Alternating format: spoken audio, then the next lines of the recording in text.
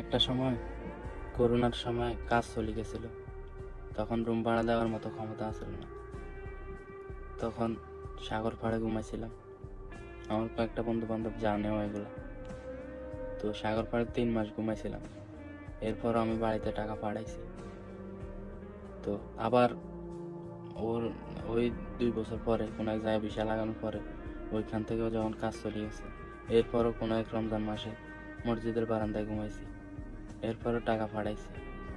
তো মানসিকভাবে অনেকবার অসুস্থ হওয়ার পরে আমি একবার গত বছর কোরবানির ঈদের সময় ব্রেইন স্ট্রোকের মতো একটা অসুস্থ হয়েছিলাম, যেটাতে আমার ব্রেইনের মধ্যে ব্লাড জমা হয়েছিল।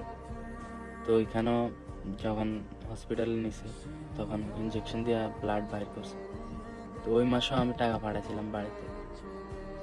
তো যখন বাড়ির থেকে বলে যে আমি যে টাকা পাঠাইছি এই টাকা দিয়া সংসারে চলে না, শর্ট হয়ে যায়। তো একটা সংসারে কত টাকা পাঠাইলে যায় চলে এটা আমি জানি না।